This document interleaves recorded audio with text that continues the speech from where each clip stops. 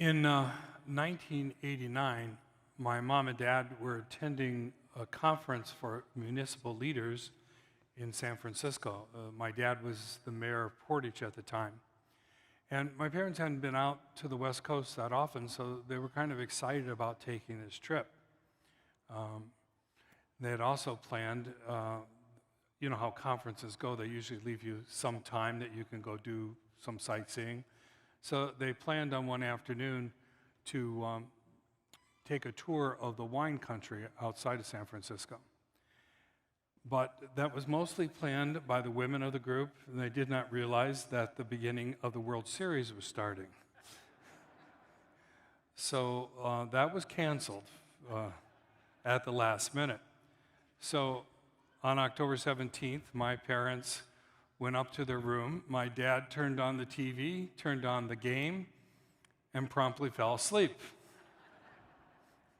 My mom sat there and read until she began to notice that the TV was like all blurry and something was happening, interference, and then the room started shaking. And then she saw something fall from the window. She got up and looked at the window, and she saw pieces of building falling down. She looked down, and even from 16 floors up, she could see people scurrying about in a panicked fashion down below.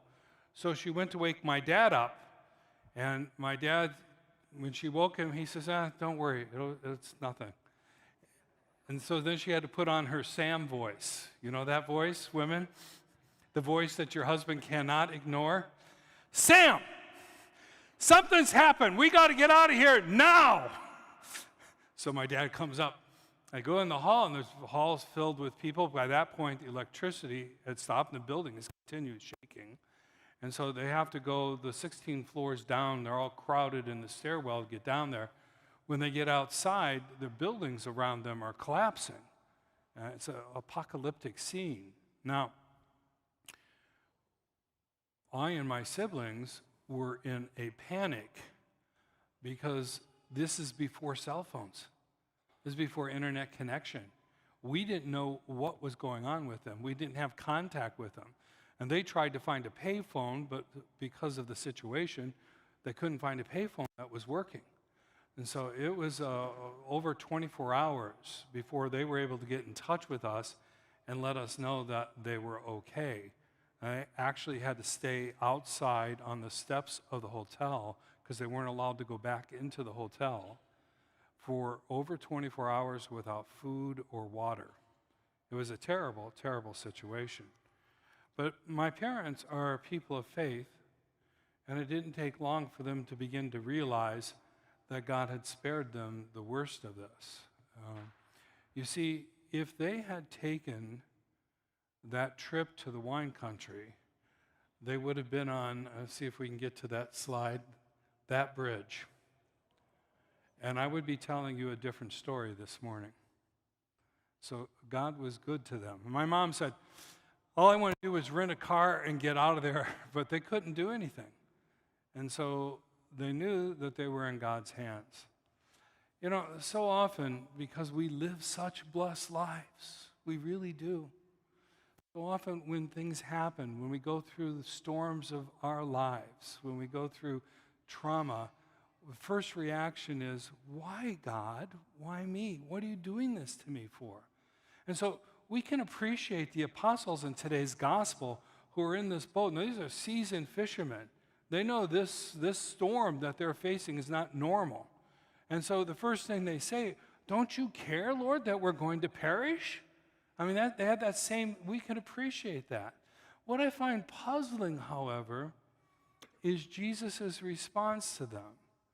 They wake him up, and he could have just said, calm down, dudes. I got this. I mean, you know, it's over. I mean, he had that power. I mean, he actually did that, didn't he? He calmed the storm, everything went down. But he kind of takes a tone with them. He kind of sounds a little irritated with them. Why are you so terrified? Don't you yet have faith? And the implication of that for me is this.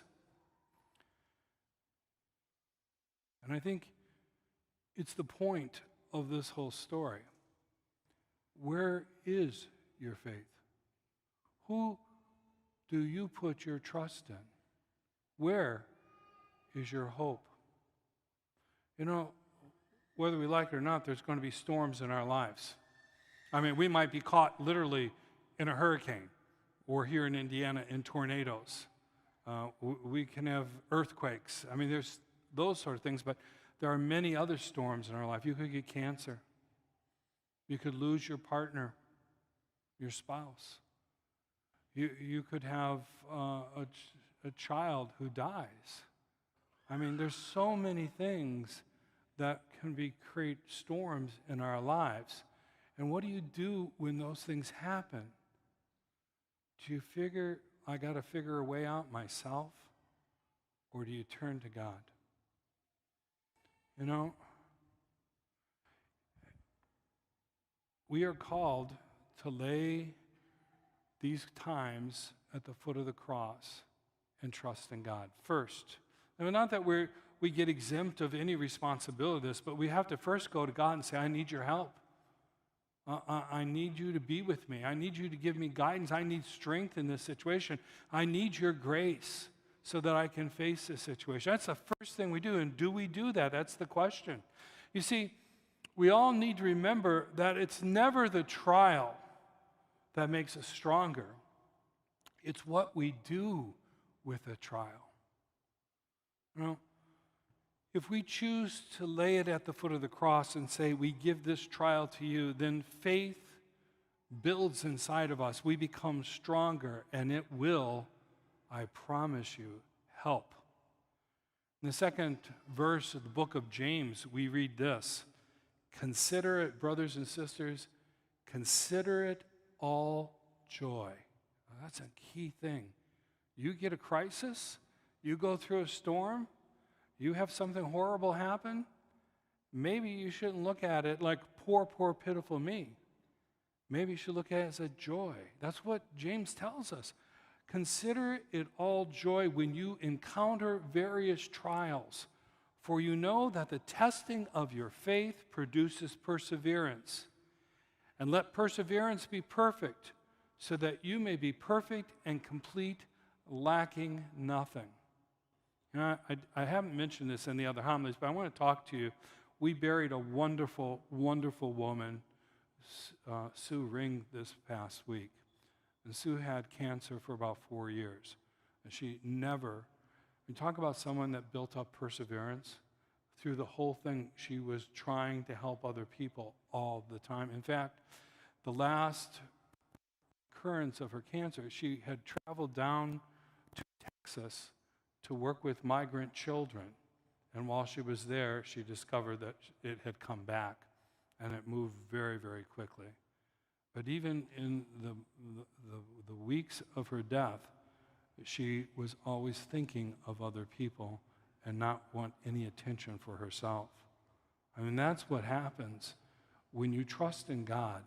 That perseverance comes, and that's what makes us stronger.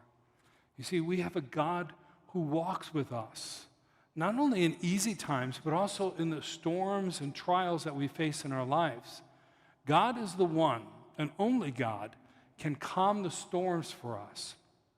The one who can bring us hope and the knowledge that we need to face in any situation, however dire we may feel that situation is. As Christians, we do not walk alone in this journey of life. We walk with a God who wants to know us, who wants to love us, who wants to be there for us, and face everything that we face together. And when we call upon him, we can have the confidence, the faith, and the knowledge that he will strengthen us and be our guide in any situation. Let the church say,